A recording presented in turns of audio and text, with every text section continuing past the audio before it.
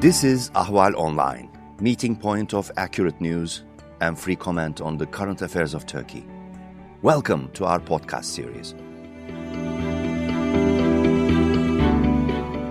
Hello and welcome to Talking Turkey. I'm your host, Ahval editor David Lepeska, and with me today is Ava Homa, a Kurdish Iranian journalist and writer whose debut novel, Daughters of Smoke and Fire, was published in May. Hi, Ava, and thank you so much for joining us today. Hello, David. Thanks so much for having me.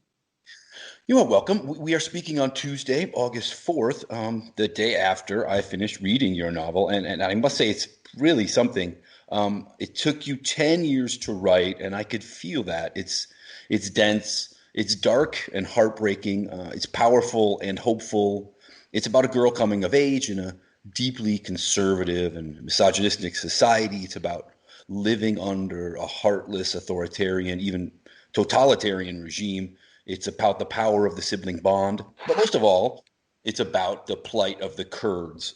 This is a people that, as your novel points out, were living in this chunk of territory, this Kurdistan, which is now part of Syria, Turkey, Iran, and Iraq, for about 300 years before anybody else came along.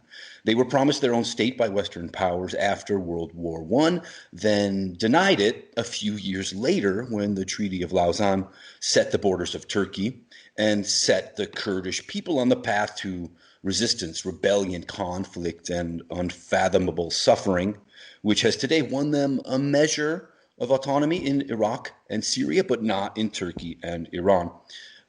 Your novel, which The Independent described as blisteringly powerful and named one of the best books of May, and former U.S. Ambassador Peter Galbraith called one of the best books to come out of the Near East in a long time, it tells the story of Leyla Saman, growing up in Marivan, a mainly Kurdish city of some 90,000 people, about 10 miles from the Iraqi border in Iran.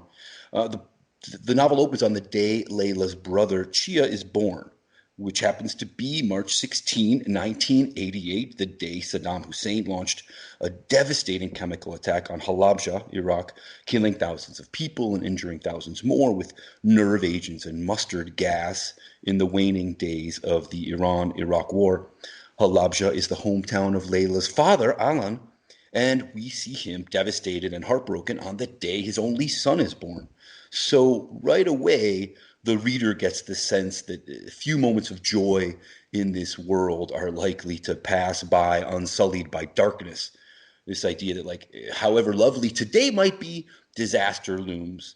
Ava, is that something what you were aiming for with this opening juxtaposition? David, you said it so articulately. Yes, exactly. It's about a group's struggle to find joy in life regardless, and how that is repeatedly denied because of geopolitics. Layla's grandfather watches Iraqi authorities wipe out his family, as detailed in the book. Layla's father sees friends and relatives hung in prison. Then Layla herself deals with a close relative killed in prison that I won't reveal here. One generation after another lives with death as close as can be.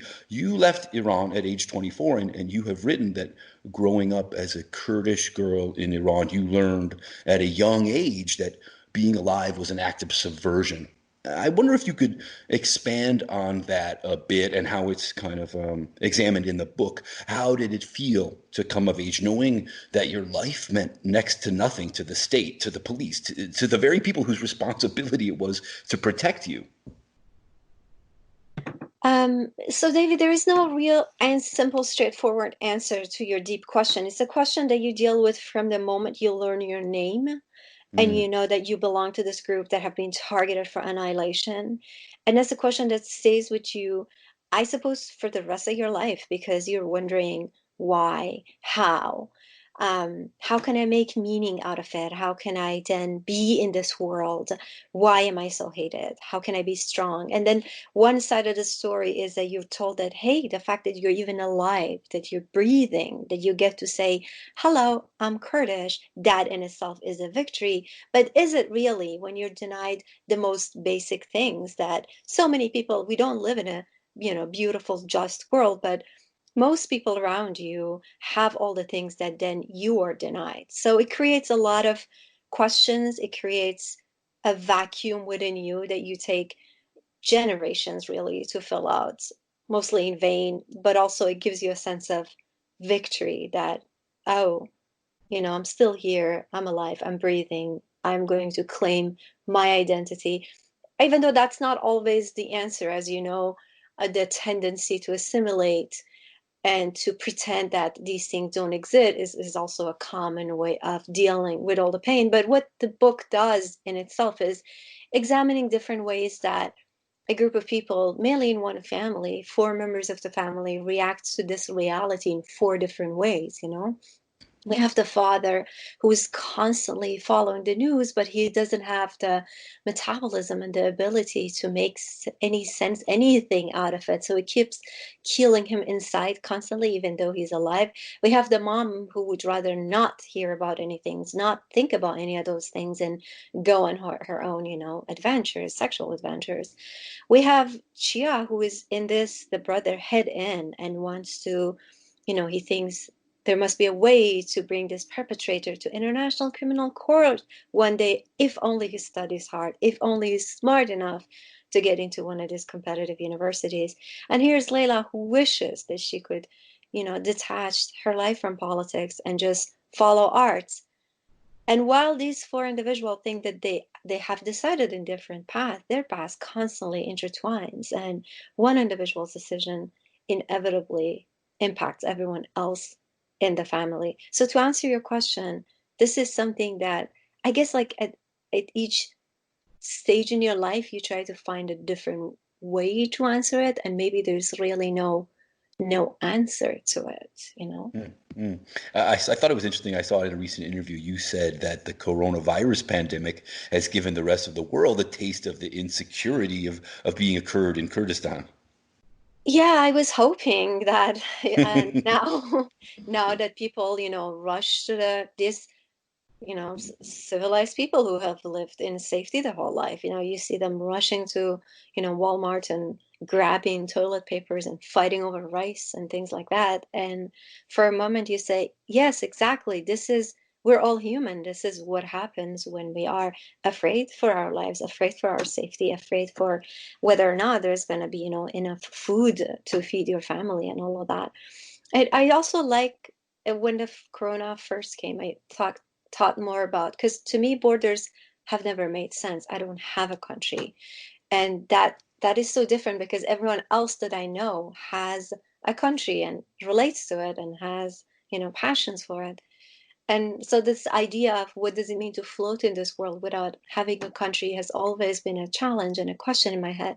But now Corona doesn't respect borders at all. Like it doesn't matter how you determine and define your border. It gets through all of those things. So there was, or maybe there still is, a sense of awakening because of the current state that other people are in. There was another moment when I first moved to Canada, I realized that no one discusses politics. And I was a student at the time, I was writing stories, and in my stories, people talk about politics because guess what? In the Kurdish region, everyone constantly talks about politics, and no one in Canada did until they voted for their crazy mayor, Rob Ford, and now everyone was discussing politics. And I was like, Mm, okay, this mm. is what happens. So it's not like we are different humans, it's just based on the condition, the topic changes of what you think about, what you discuss, what you bring up, right? Speaking of awakening, yours is one of the first novels in English written by a Kurdish woman. In a May article for LitHub, you say that when you started your quest to become a writer or started writing, you found that no one had written Kurdish women into literature and that, quote, we had to do it ourselves. And this you have done. In the novel's prologue, you describe the streets as the world of men, judgmental men, and hypocritical men. Their honor depends on women men, you write. Yes. And as the book opens, 5-year-old Layla, 5 years old, recalls her father explaining to her that women are worth half as much as men under Iranian law. He tells her this in reference to Joanna, the wife of the prison cellmate of Layla's father. She comes to live with the Samans, with Layla's family, with her daughter Shiler, after her own release from prison. She had been sentenced to death for killing her rapist in self-defense, yet somehow was able to escape this sentence and gain her release. For Layla's mother, Hannah, this is reason enough to question the morality of Joanna, who is already becoming something of a mentor to Layla at age 5. After she brings Chia home from the hospital, Layla's mother kicks Joanna out of their house because she sees her as a gaba, a whore. This coldness toward other women is something of a recurring theme with Hannah, with Layla's mother. After a desperate teenage Layla throws herself in front of a speeding car, her mother's main concern when she visits her in the hospital is not her daughter's physical and mental well-being, both of which are at the time seriously compromised, but whether her virginity is intact. Please, if you would tell us a bit about the type of woman you sought to highlight with the character of Layla's mother. She's part of this previous generation of women who I guess, raised you and your generation. What were those women like, and how difficult did their worldview make it for their daughters to find a strong sense of self? Right. So this is a really complicated issue of when women become agents of patriarchy while saying that they're protecting you and they love you and they just want you to be able to make your way in the world. So all of that, all of those comes from women's inability, even when they know, or some women's inability, even when they know what is from a humanitarian perspective, from a human perspective, what is good for their daughter versus what's real and what's acceptable, and how can I, make my daughter capable of living in this world. It was also the story of Layla's mom was inspired by. I do a lot of suicide prevention workshop and training on the side in Kurdistan, and from long distance. And a lot of time, these girls who end up choosing death as the final solution are women who were pushed to the edges by their own family, by their mothers, and while that makes me really devastated, it makes me think about what makes a human become the worst enemy of their own children. And this goes to talk about how the oppression that is really on an international level, then it's on the state level, then it's on the family level, how these all pile up to completely destroy women, whether or not they physically stay alive, right? And even when women find the strength and the awareness and the consciousness to now fight for what's right, a lot of Kurdish women find themselves in this really tricky position when they are fighting alongside their men when it comes to ethnic oppression. And yet the person who's your ally, who's your comrade when it comes to fighting ethnic oppression, turns around and becomes your oppressor. And now it's your turn to tell them, I realize how much you're suffering because of all this ethnic oppressions, but you cannot come back and now oppress me. And then you cannot be a hypocrite. If you want justice and freedom, then you want to bring justice and freedom to your own house first. So it talks to the very tricky position of Kurdish women in this world, how much we have to fight for national liberation, but at the same time, so fight with our men, but also fight against our men at the same time. On the other side of the feminist spectrum, let's say, is Schiller, Joanna's daughter, who was born in prison and rebels all through childhood. She eventually goes off to the Kandil Mountains to join the Kurdish militants, the Peshmerga. And Layla, too, in the end, kind of finds herself and begins a career in the arts. To look at it more broadly, today, the world knows something of how Kurdish women play key roles in Kurdish militant groups, and that the autonomous Kurdish enclave of Rojava in northeast Syria is in part defined by its gender equality and the prominence of women.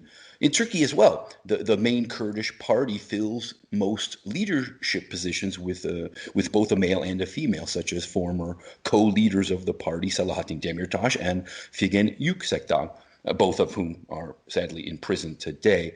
But we spoke of Layla's mother and kind of her, in a way, siding with the patriarchy. I wonder if you see the stories of Schiller and Layla as suggesting Kurdish women are making progress, that we're starting to see Kurdish women emerge from this deeply patriarchal culture. Oh, absolutely. And in that sense, Kurds in Syria and Turkey are such an inspiration to the Kurds in Iran and Iraq. So Schleer is this extremely interesting character whose name who's named after the flower that's rare, that grows in really tough condition, but comes in really vibrant colors. Schleer is named after the flower that's the most non-political representative of Kurdistan. Schleer is named after the flower that does not recognize border, that grows across Kurdistan plateau, regardless of what human decided to name this side of the land versus that side of the land. I really wanted the story to be Schleer's story, but I know that in literature, characters who are larger than life, they can't get to tell their own story. Someone else, a more average character, gets to tell the story of, say, like Gatsby or Schleer. And so even though Schleer is really brave, where Layla is fighting a lot of fears and doubts and all of that, Schleer is someone who knows what she wants, who does not take too much oppression, and then at what point she decides where she wants to find her liberation, and that's when she ends up with the fighters. But what's amazing about Kurdish women, mainly in Syria, is not only they just fight and have their own militia, it's also that they were capable of banning child marriage and polygamy and things like that. And again, going back to that double fight that Kurdish women are having. On one hand, yes, you're fighting side to side with your men to protect Kurdistan. On the other hand, you're fighting something within yourself, the voice that told you from the moment you're born that you're a woman. There's a ceiling to how much you can achieve in life. And then also teaching and educating other women that if you want to protect your children and if you want the best for your children, you wouldn't achieve it through reproducing patriarchy, instead by protecting them. And the title also comes from that. You're daughters of smoke and fire, when you don't have real parents, where people who are supposed to shelter you and protect you become, in a way, agents of the state, by bringing in that oppression inside the home. And then here are these fabulous Kurdish women who have been able to overcome all of these obstacles that pile up, Speaking of these fabulous, oh, sorry, did you have any further? No, go ahead. Speaking of these fabulous Kurdish women, the novel has 5 parts, each of which are named after a character. 3 are named for Layla, 1 is named for Chia, Layla's activist brother, and 1 for Alan, Layla's father. I wonder, the book is called, Daughters of Smoke and Fire. I wonder why you chose not to give sections of the book to the 3 main non-protagonist female characters, Joanna, Schiller, and Layla's mother. Was there any particular reason for that? In fact, Schiller did have a section. It ended up not making its way to the final version of the I'm novel. kind of sad about that. I really like her. Me too, but we're translating the book to Kurdish, and she's going to have her own chapter over there.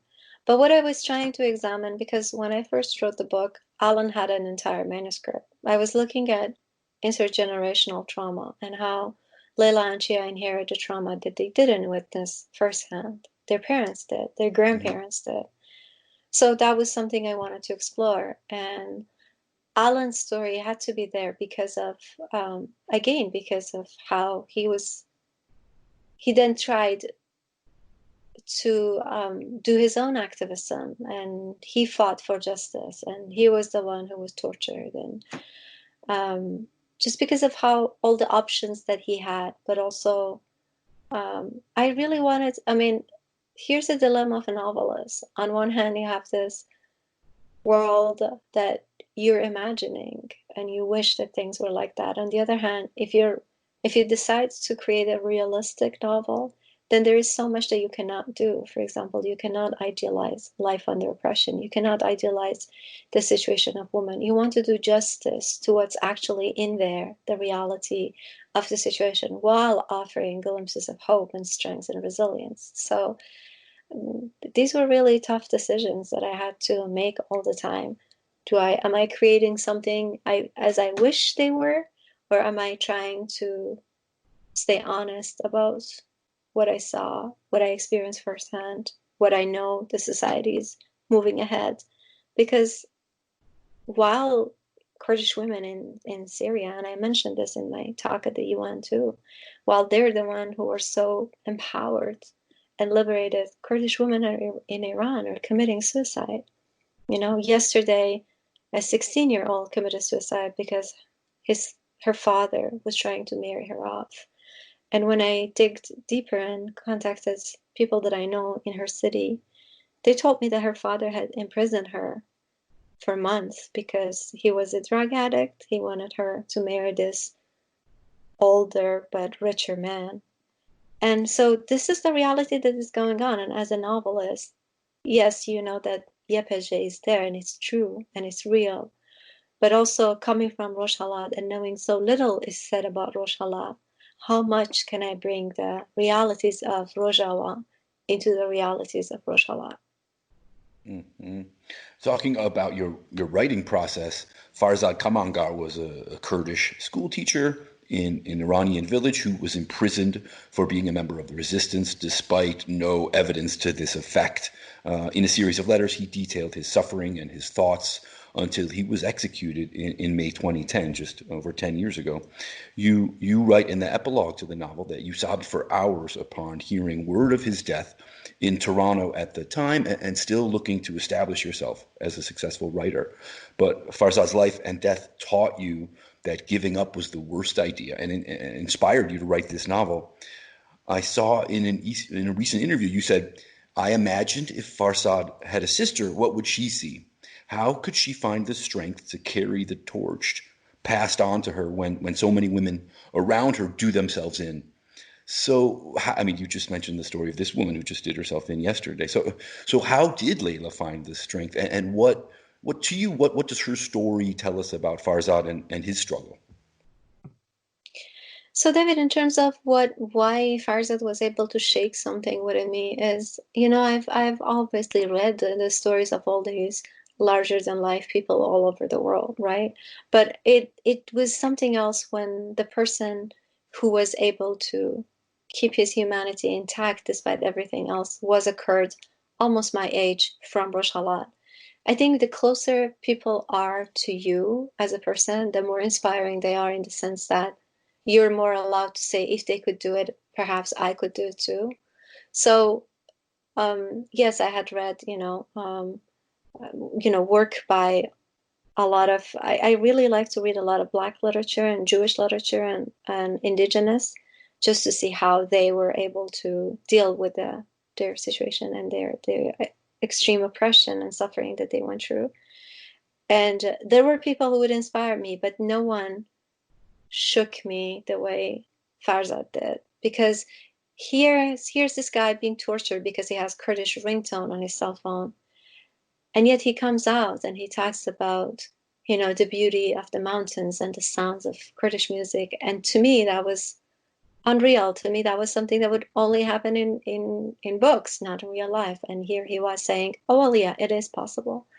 Then when it comes to the question of, well, okay, Farzad was a really fantastic person, or at least he was the person I was looking for at that stage in my life to make myself believe that what I'm hoping to achieve is possible. And then when it comes to the question of women, David, it's really difficult. Like, so we're holding these workshops, suicide prevention workshops, and we educate young girls that here are, things. This is why people would consider suicide. This is how you can help them. These are the things you should not say, and these are the things you should say. And then at the end, we give them, questionnaires. We ask them to think of an adult that they would go to if something like this happens. And I've so far had 3 girls who have written for me, "What's wrong with you? You want to take away even death from them?" And no, if someone wants to kill themselves, I won't do any of this that you taught me.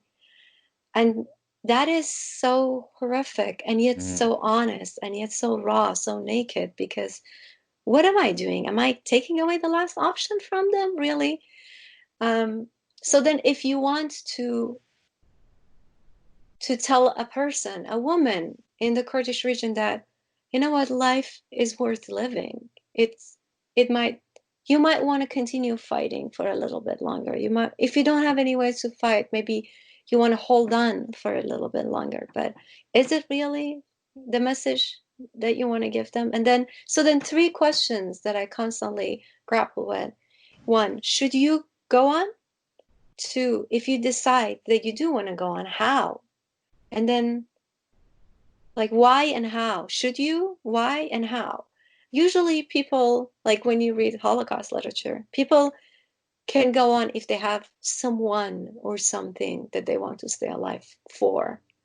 And so, in that sense, what enabled Layla to come back was Chia, her brother. You know, even in the world of men, in the world of judgmental, hypocritical men, she had Chia, who wasn't perfect, but was capable of understanding and had some feminist consciousness. In a recent interview, you said that your departure from Iran was a lot like Layla's, in that until your passport was stamped, you didn't know whether you were going to make it out of the country. You had been a journalist, so I'm guessing you had some concerns that the government might have an issue with you leaving, not to mention traveling without your father's official permission. But I wonder how you felt in that moment. Surely there was the fear of being stopped and possibly imprisoned, the great hope of getting out and having a chance to build your own life. But I would guess that there was also some sadness, the thought of leaving your homeland, your people, and maybe never being able to return. Exactly, David. Like every time I look back at it, I wonder if I would be able to do it again. You know, it was just such a strange moment when it was a very, very difficult time in my life when I felt like there was no way ahead and there was no way back. That here I was at this dead end, constantly being harassed by the government, having no one and nothing to, like I said, to make meaning, to find a reason to go on. And I applied to a few universities, got admission, but I couldn't talk about it to anyone. And not just colleagues who would, I was teaching at a university at the time, writing part-time for newspapers, not just colleagues who would go and tell on me, but even like my own family. I didn't get to say goodbye to anyone, David. Mm-hmm. Not none of, and we have, we have a collective culture, so you're very close to your cousins, to your aunts and uncles. No one knew that I had applied. No one knew except my one of my brothers. No one knew that I was in the process of going, and I couldn't say anything to anyone because what if they had me, go back and somehow something happened. And then when that moment when my boarding pass was stamped, I remember going through, the section, the glass section where only passengers can get in and Mm-hmm. visitors can't go in. And I looked around me and I sat down in one of the seats there and I started crying. And it was a very strange sense that there was a sense of relief that it's over. I made it. But at the same time, oh my God, this is it. I didn't even get to say goodbye, you Mm. know? And so all these years A were, joyful and sad crying at the same time. Yeah. yeah. So all these years that I've been able to slowly, make a home for myself here and slightly feel that maybe I can belong, if not to everyone, but at least to a small group of friends that I can make here. There have been also hours of really sadness when someone in the family passes away or when my brother got married and I couldn't be there at his wedding. And so it's just all this combination of really conflicting emotions. You want to be grateful, you want to count your blessing, but at the same time, you can't deny that you left part of you when you left. Mm. David, I can't comment on that in public. You know how dangerous that is. Okay. You have no comment. Okay. Sorry. No, that's fine. Okay. um, There are so many parallels to Turkey in the book, unsurprisingly, since it has a significant Kurdish population. Young Kurdish students in Iran are beaten for being unable to speak the national language. Police attack and detain peaceful protesters. Much like Selahattin Demirtas, Chia is kept in prison despite the state bringing no real evidence against him. Kurdish heritage and traditions are essentially lost, erased, except for the stories passed down from generation to generation. Layla's father at one point describes Kurds in Turkey as hopeless. At another point, the novel mentions the Kurds in Bakur, the north, whose villages were burned and whose women were raped by the Turkish army. Reading all this, I was wondering how you and how Iranian Kurds see the Kurds in Turkey, particularly as you were growing up, which was mostly during years of intense violence between the Turkish state and the Kurdistan Workers' Party, or PKK. With a great sense of admiration, we look up to them. We are amazed by how much they've been able to accomplish, not only by standing up to state oppression, but also by changing the society in terms of, the idea of a society is not free until women are free, like you mentioned, to have co-leaders by men and women, and how they stand for justice, especially someone like Salahuddin Demirtas, not just for for Kurdish rights, but really for human rights, for anyone whose rights is taken away because of their gender, sexuality, nationality, anything. Their ability to stay, to move beyond nationalism, their ability to organize themselves. Even in diaspora, there is a sense of deep admiration and respect for, Kurds from Bakur, who even in diaspora, they're way more organized. They have much tighter communities. There is also the sense that, to some extent, they're more religious, more than Kurds in Iran. It's because Iran was a country that religion and state were mixed, so there was a lot of despise, I can say, for religion resulted from that, because all the oppression that was done in the name of God and in the name of Islam. They still, when they execute you, they call you an enemy of God. When Khomeini wanted to order the massacre of Kurds, they called us mufsid fil earth, as another quote from Quran, calling us corrupters on earth, calling us infidel, even though, on paper, at least, majority of the Kurds over there are Sunni Muslims. But we don't see that in Baku, of course.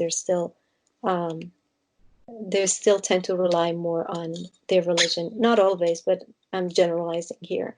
Other than that, I was just saying that there is a sense of real aspiring to them. Not just today, like even in history, they have had, they've always been more advanced in women's rights, and they have been braver in standing up for their own rights. You wrote in that LitHub article I mentioned earlier, you wrote about Turkey's invasion of northeast Syria to push back the Kurdish-led Syrian Democratic Forces, or SDF, and you go into detail about the killing of Kurdish politician Mevrin Khalaf, which was caught on video. Khalaf was 35, about the same age, I believe, as Layla, and you, I think, as well. You wrote in that piece that Khalaf's killing swallowed you alive and paralyzed you for days. Forgive me for digging into your pain, but please, if you would explain why all of that was so difficult to see this proud achievement of Rojava return to the all too familiar violence and suffering Kurds have faced for so long.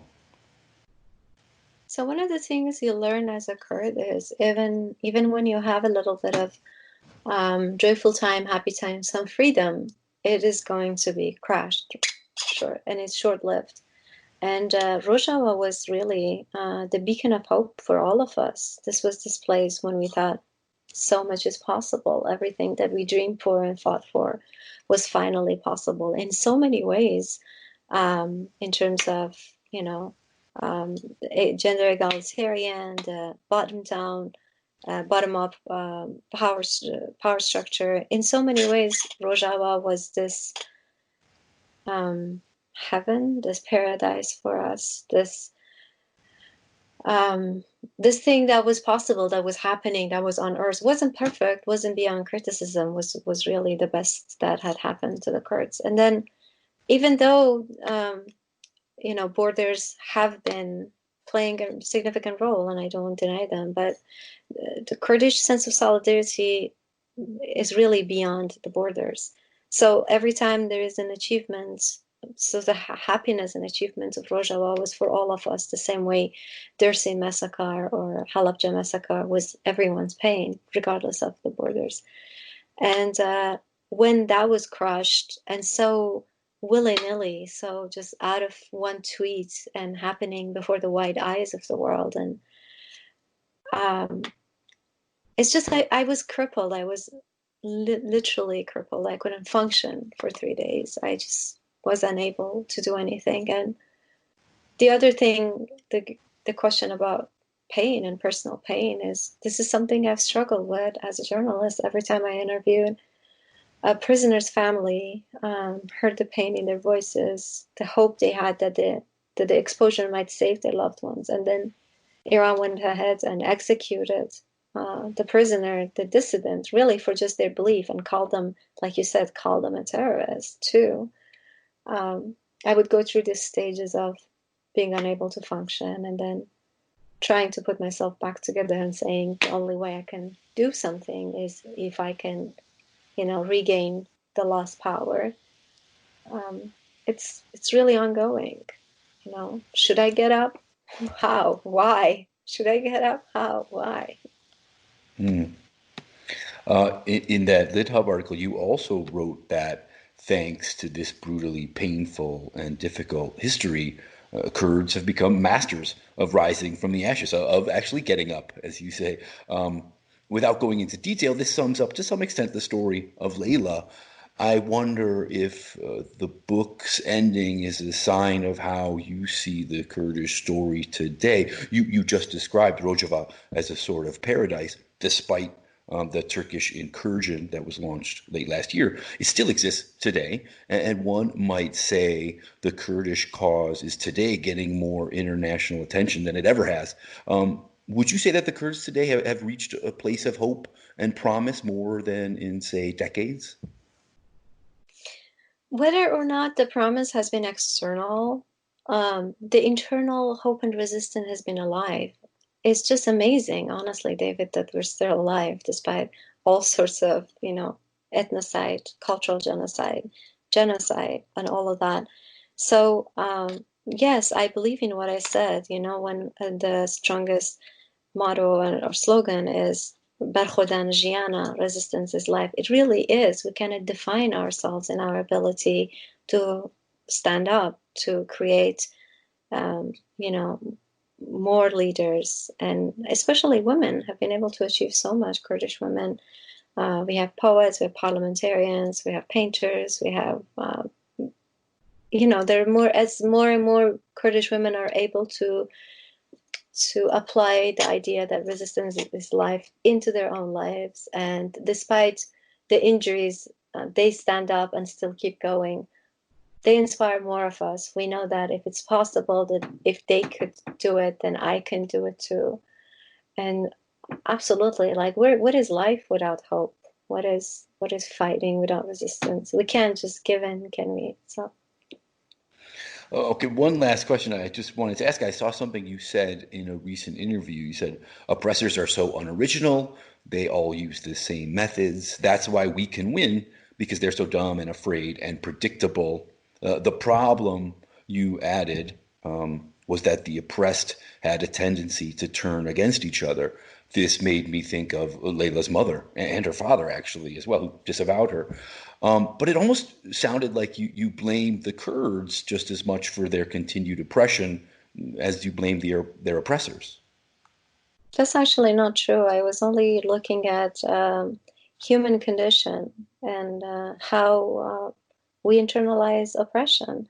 There was, I'm sure you read about this study that was done with a Monopoly game, I think in Princeton University, but I'm not sure which university it was, where they gave the upper hand to a group for no reason, just gave them the chance to have more privileges starting from day one. And they looked at human behavior and saw how the underdog very soon started to behave like an underdog, even though what It's like they the lost. Stanford experiment, yes.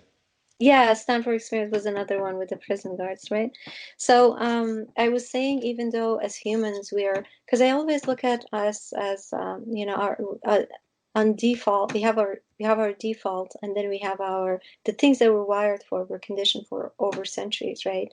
The tendency to destroy whoever looks different or sounds different from us, to be afraid of difference. And at the same time, we're wired for cooperation and peace and collaboration and all of those things. And how, as humans, this is our role to decide where we are and where we stand in life. What I was trying to say in that interview was, even though when you look at like Machiavelli's instruction, they're exactly the same things that the Iranian government or Turkish government are applying today, and in the sense they're not original. We are capable of rising above all of these things if we believe that we don't deserve the way we're treated. You know, when you're a Kurdish child and you grow up and you're not allowed to speak your language, and you see that your parents' language is not the language of prosperity and education and all of that, you start internalizing a lot of status quo, a lot of things that are normalized, right?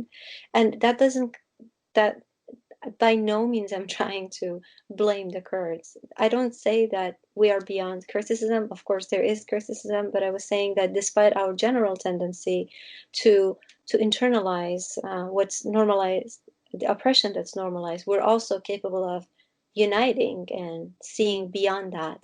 And we see its examples really mostly prominently in Syria. Okay, Ava Homa, author of Daughters of Smoke and Fire. It's really a fantastic book. Congratulations and best of luck with it. Thank you so much for your time and insight. It's been a real pleasure talking to you. Thank you so much, David, for having me and for your really difficult questions.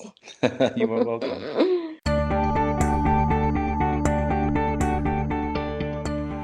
You can follow Ahval News Online podcast series through Apple Podcasts, Spotify, YouTube, Google Podcasts, SoundCloud, and Spreaker.